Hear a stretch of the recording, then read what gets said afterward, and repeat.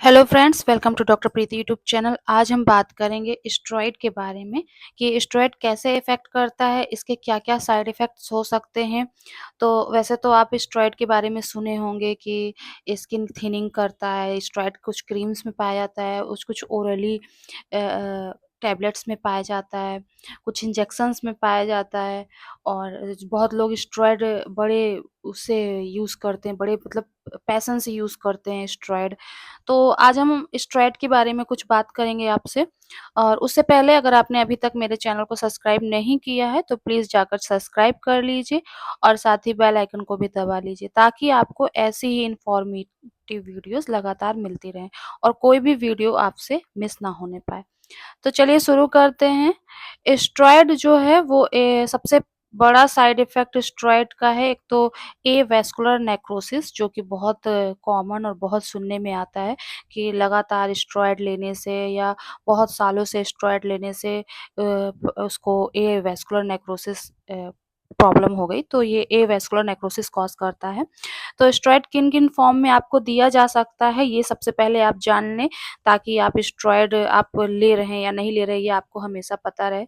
तो फर्स्ट है orally tablet. Orally form में आप यानी आप मुँह के द्वारा कोई टैबलेट, कैप्सूल इस फॉर्म में भी आपको दिया जा सकता है स्टेरॉइड।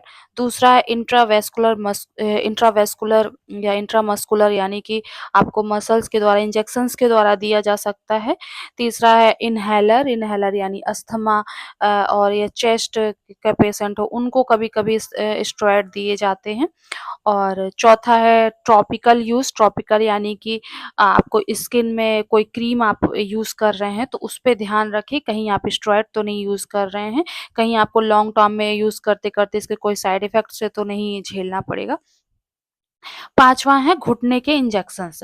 आपने घुटने के इंजेक्शंस देखे हों, घुटने की टैबलेट भी आती है, लेकिन घुटने की इंजेक्शंस बहुत जो जब परेशान हो जाते हैं, तो कुछ लोग स्टेरॉइड रिकमेंड कर देते हैं कि वो दर्द नहीं बर्दाश्त होता, तो घुटनों के इंजेक्शंस के रूप में भी स्टेरॉइड देते हैं। और जानेंगे जैसे कुछ टैबलेट्स के बारे में, नाम उनके हम आपको आज बता रहे हैं। जैसे कि कुछ जैसे सबसे पहले तो आता है डेक्सामेथासोन, ये एक स्टेरॉइड टैबलेट है और दूसरा वेलसोलोन, ये भी स्टेरॉइड है।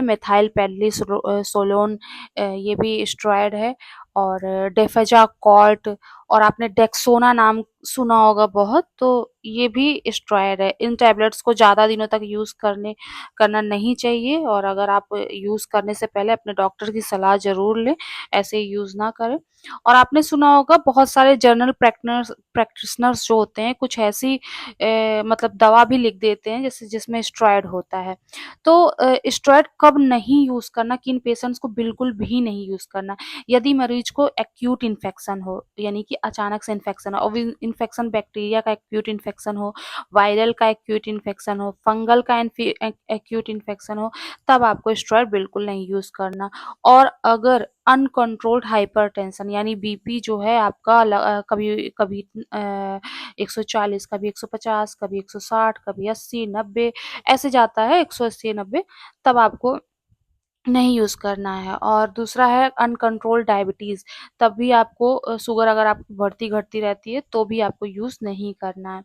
और लेकिन अगर रूमेटाइड अर्थराइटिस के कुछ पेशेंट्स हैं जिनको फ़िलर अप में यूज़ करते हैं स्टेरॉइड, तो उनमें स्टेरॉइड जो है कभी-कभी डॉक्टर्स को देना पड़ जाता है और वो उस समय के लिए वाजिब भी है। जैसे कि अस्थमिक का पेशेंट है, साइलेंट चेस्ट का पेशेंट है और तब इसको स्टेरॉइड थोड़ा बहुत रिकमेंड कर सकते हैं। तो उम्मीद है वीडियो आपको पसंद आया होगा। वीडियो को लाइक करें, शेयर करें और चैनल पर नए हैं तो सब्सक्राइब कर लें। Okay, thank you.